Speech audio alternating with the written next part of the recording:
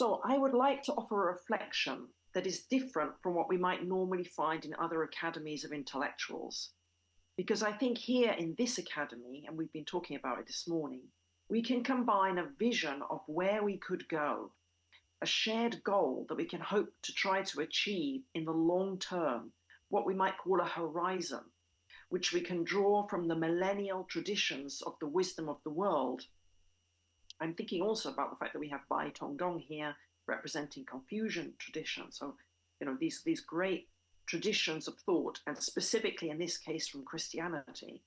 So combine this vision with a serious consideration of the technical problems that need to be faced and proposals for possible steps forward from given where we are now, or a pathway from where we are now to where we would like to go. So I would like to use the part of the talk regarding Catholic social teaching as the main source for thinking about where we could go. It'll be interesting to hear. There are other wisdom traditions we could add to this. And then the part regarding social enterprise as a source for thinking about the concrete steps forward from where we are now, all the time focusing on employing persons with disabilities. So first of all, where do we want to go? I'd like to read this quote from Gaudium et Spes to you, the Pastoral Constitution on the Church in the Modern World from Vatican II. Now, this text is taken from part 1 of the document, chapter 3, which is entitled Human Activity Throughout the World. Just as human activity proceeds from the human person, so it is ordered towards him or her. For when a person works, they not only alter things and society, they develop themselves as well. They learn much, they cultivate their resources, they go outside of themselves and beyond themselves. Rightly understood, this kind of growth is of greater value than any external riches which can be garnered. Now we see here, I think, the core idea coming from the Christian social tradition as regards human activity in general and then work in particular. And it's very simple. Such activity is for the human person. It is about human development, with the philosophical idea behind this that we are beings with potential that we realize or turn into reality through activity. So we learn by trying to learn. We cultivate our talents and resources by doing that. We go beyond where we are now and become more what we could be, or more human, as Pope John Paul II would say it. So this, I think, is the central issue about human activity. Even if altering things, to use the words from that quote, even if altering things externally is also important.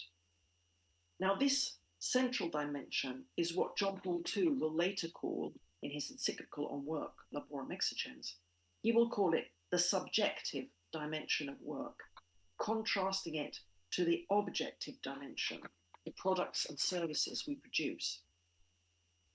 Now, compared to the way we usually think about work in our current economic system, this idea that we've just presented here is kind of an upside down way of looking at things. For the normal, inverted commas, way of thinking about work prioritizes what we just called the objective dimension of work, the output produced, which fits into the search for profit and the reduction of costs. And yet, at the same time, this upside down way of looking at things rings true to us. We know that we do not work just to create profit, and young people are showing us this very much now. Even if putting human development at the center of our thinking about work might seem utopian from a current economic point of view, it does inspire us. And then let's move to the most specific statement in Catholic social teaching that applies this general idea of work to the situation of persons with disability. This is also from Laborem Exercens of Pope John Paul II. It is to be hoped that a correct concept of labour in the subjective sense will produce a situation which will make it possible for disabled people to feel that they are not cut off from the working world, or dependent on society, but they are full-scale subjects of work, useful, respected for their human dignity, and called to contribute to the progress and welfare of their families and of the community according to their particular capacities. We can see this beautiful picture of Makita in Fastiv in Ukraine in this social enterprise that's producing all kinds of baked goods. Now, I think you can see a glimpse here. If we go from the first step in Gaudium et Spes to the step of thinking about work for persons with disability, we begin to see our mind opening, the options opening. Because if we do put this human development at the center, we start to change the whole way in which we look at the question of employment for persons with disabilities. Now, I was going to do another slide on a more general point, but I think I'm going to skip that and go directly to the second point on social enterprise. So we said social enterprise is about helping us try to take some concrete, maybe little, but real steps forward from where we are now to this vision that we could get to, where we see work in this different way. Now, this data on this slide comes from the Global Alliance for Social Entrepreneurship's report, The State of Social Enterprise 2024. And they talk a lot in the report about just how difficult it is to get the statistics on this stuff. So we have to take these statistics with a bit of a pinch of salt, but it's the best that we've got right now, and it's much better than nothing at all. So first of all, they reckon there's about 10 million social enterprises in the world. And if you look at data from a consortium of thinkers, including the World Bank, last year they reckoned there was 334 million businesses as a whole in the world, of which 95% of them are small. That means with less than 10 employees. So you can get a sense of the size of the social enterprise sector compared to enterprise as a whole. Nevertheless, it's producing $2 trillion of revenue a year, they think, and that's just the economic output. That's not including the social value that they're trying to produce. As we know, social enterprises are trying to use a business model also to produce social value. So they're producing both kinds of value contemporaneously. Just to give you some parallels, this 2 trillion is bigger than the whole clothing industry, apparel industry in the world, and it's more than twice as much as the global advertising industry. They reckon it's producing about 200 million jobs. Now, if you look at the number of enterprises, they've said that means we've got about 20 jobs per enterprise, which seems to me a bit high. I think that probably a lot of these jobs are part-time, but it's also very important to have part-time jobs as well. Another interesting statistic, they reckon 1 in 2 of social enterprises are led by women. If you look at enterprises as a whole, that falls to 1 in 5. So social enterprises are favoring the participation of women in the workplace as well, especially as entrepreneurs. And then the really important topic for us, of course, is the interface between social enterprise and employing disabled people. And unfortunately, there's no information on that in this report. As we said, it's pretty hard to get even the data that they have here. So I put on this slide a piece of interest.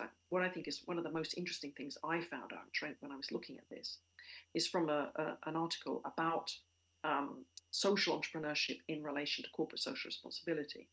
And these scholars say there is a growing number of social entrepreneurs in the disability community. However, to date, there is little research attention devoted to disabled entrepreneurs. We'll see in a moment about this, but I think this is the most interesting part of the whole social enterprise sector, just how many persons with disability are becoming entrepreneurs. We'll see about this in a moment. Now, if we want to put together our big vision with these steps forward, I think we need some guidance from some big overview reports that are showing where the frontier problems are with regard to employing persons with disability. So I've taken the ILO Global Business Disability Network. They've got a website page with what their key priorities are. They say there's 4 priorities, but they've actually got 6 on the page. So we'll talk about all of these 6. And then there's a very interesting report that the OECD produced in 2022 with the title Disability, Work and Inclusion. So it's exactly on our topics. So I want to draw some elements out of both of these sources. Um, the Global Business Disability Network is about 30 multinationals that are trying to work together on this issue. And they give in this order the importance of the problems they want to face. The first one, playing in the English language between two meanings of that first word, is to talk about invalid opinions. Invalid meaning not valid or not true. Of course, this is playing in English on a word that, at least until recently, was often used to describe people with disabilities, or at least some kind of disabilities, but that person was an invalid. So it's the same word with different emphasis in the word. So invalid opinions, we've talked about them a lot in the meeting. Attitudinal barriers, stigma, misconceptions, stereotypes, which of course are particularly nasty because they reinforce all the other barriers as well.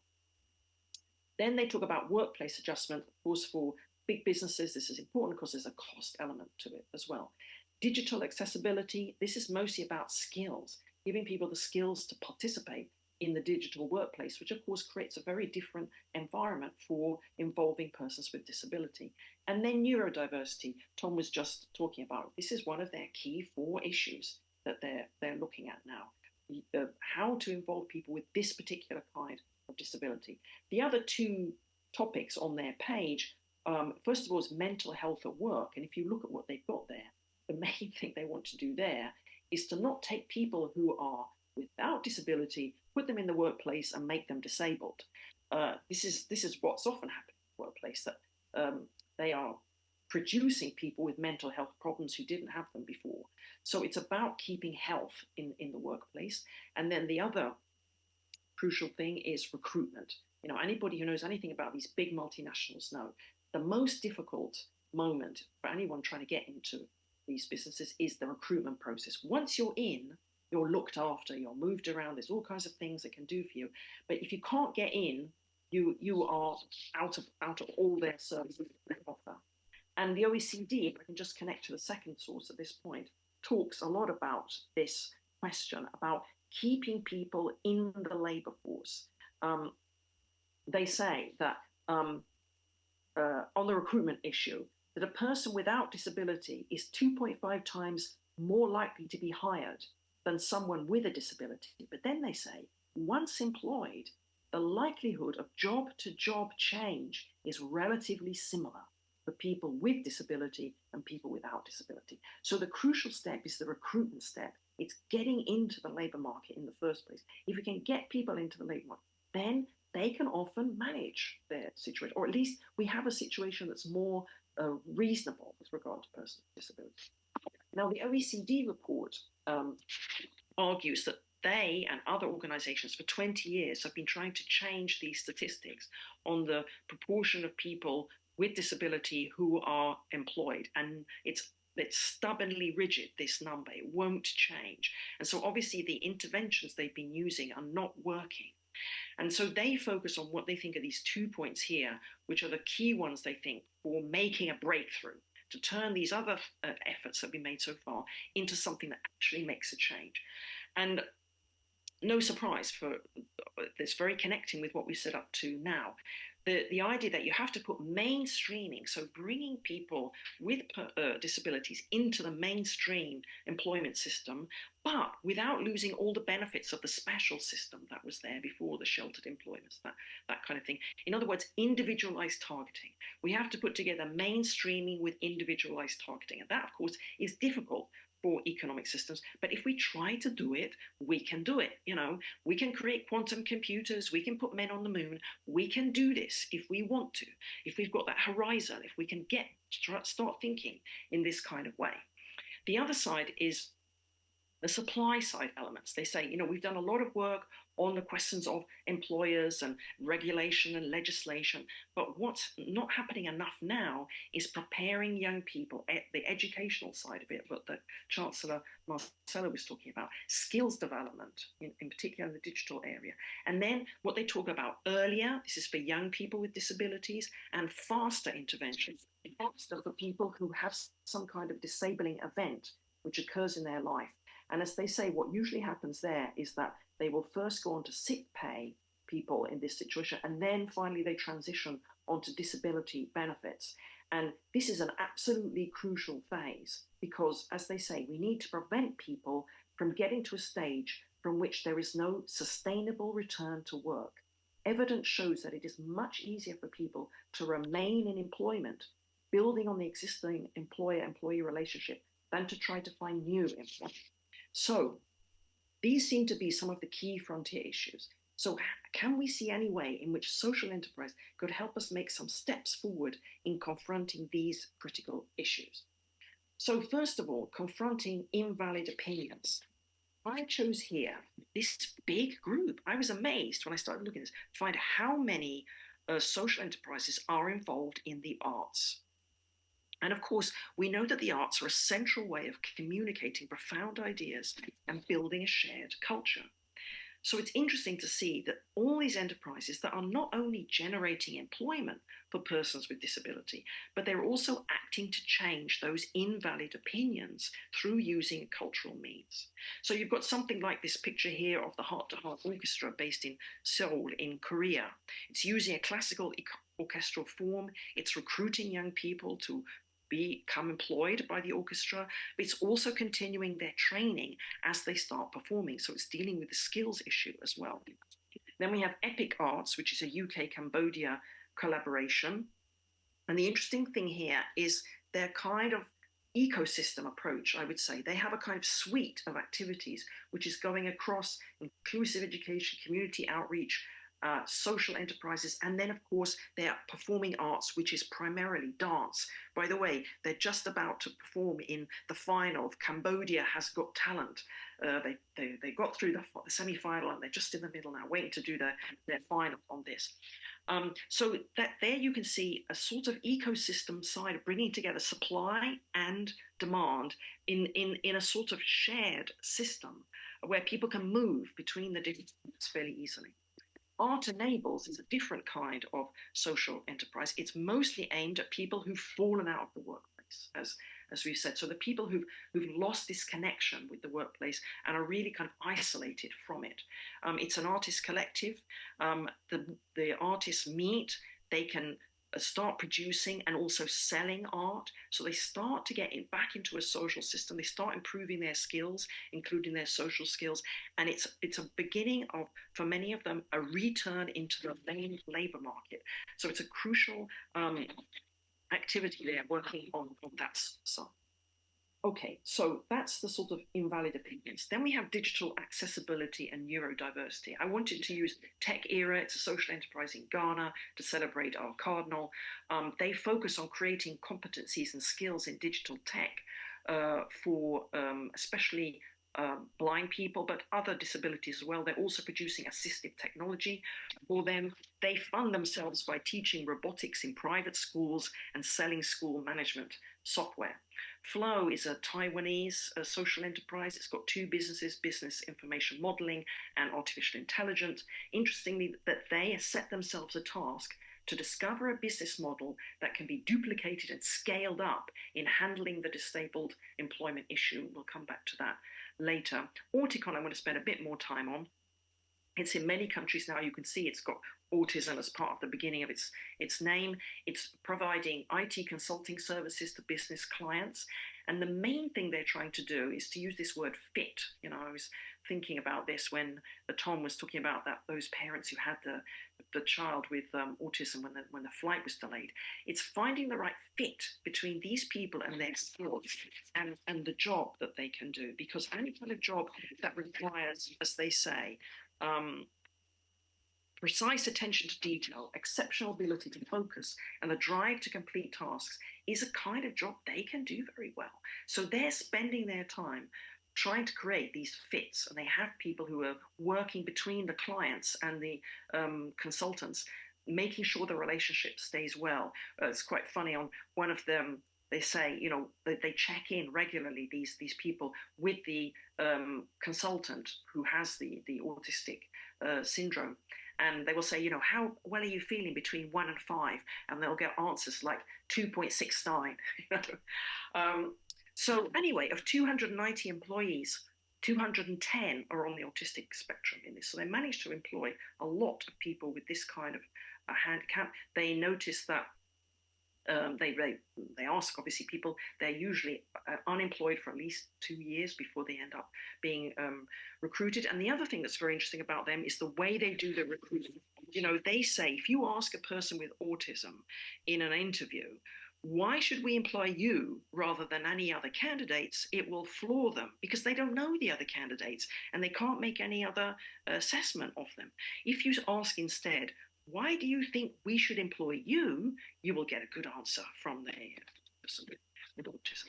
And they will also include, as part of the interview process, actually doing some of the job. They want to give these people the chance to show they can do something.